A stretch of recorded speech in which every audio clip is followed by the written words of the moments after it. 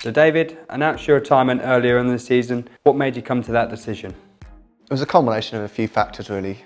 Over the last couple of years I've been working towards something outside of sport. Got a fantastic opportunity to go into it down in London, and I've wanted to shift my life back down that way for the last few months, and so when I received that opportunity there was no turning back really for me. It was just it was a clear-cut call. When did that moment come? When did it hit you?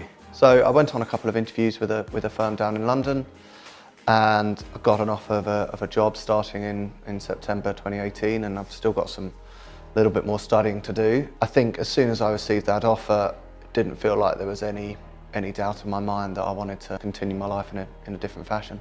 Talk us through some of your best moments during your time here.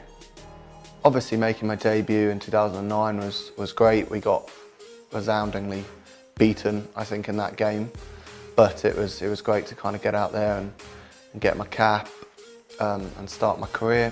2013 was particularly highlights for me because we had the promotion, the T20 finals day, winning that. I'm never going to forget that. That was the best day of my life so far. I can't really explain how great that was. Finally getting 100 at the Oval was pretty good, but I think the team success is always going to rank above the individual ones for me. You must be proud of what you've achieved? Yeah, I am. I mean, most of all, I'm just proud to say that I was a part of a pretty successful era for Northants, really. We came into the club, and since then we've reached finals day 4 times. We've won it twice. We've got promotion. These are sort of things that I'm proud of being involved in. How has the club changed in the last 10 years that you've been here?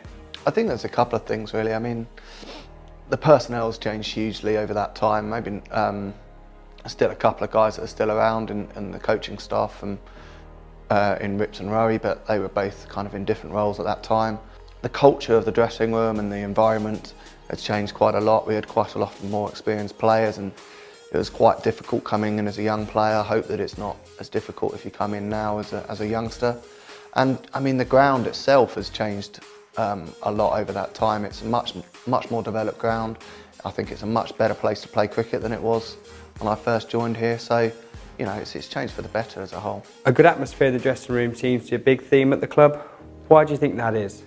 When Rips took over as coach and Rory as beneath him, we talked a lot about trying to change our culture, trying to change the environment, have quite a lot freer environment, allow people to go out and express themselves, and that's helped things on the field.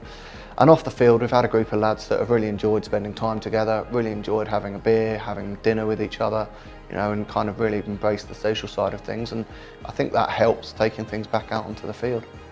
Do you think it's important to have a good dressing room? Do you think that has contributed to the club's success in recent years? I think it's certainly important to have camaraderie, but there are teams that have been successful without it. But I think for us, it's played a big part. But equally, I don't necessarily feel that it's the be-all and end-all for us. I think that sometimes the amount of talent that we've had in our dressing room over the last few years is kind of overlooked, and just all of our success is put down to the fact that we're a good bunch of guys playing together, when actually we've got some incredibly talented players, and it's been a real pleasure to play with some of those guys. So, what's next for David Murphy? Well, in November I'm going to be moving down to London. As things stand, we're currently working on moving into a property just south of the river with my girlfriend Alice, and just really excited about moving down there. And then I'll be starting another course in January before starting at a law firm in September, and I can't wait. I know it's going to be a lot different. I know there are going to be some days where I'll bet or wish that I'm on the cricket field, but I think overall it's going to be a great experience, and I'm looking forward to getting started. How do you want to be remembered? Doubt I will be, if I'm honest. Cricket moves on quite quickly, but it'd be nice that if people were like, well, he gave it his all for the club, and on the whole he was successful, and he really just tried his best, I guess, and tried to make friends with people as well.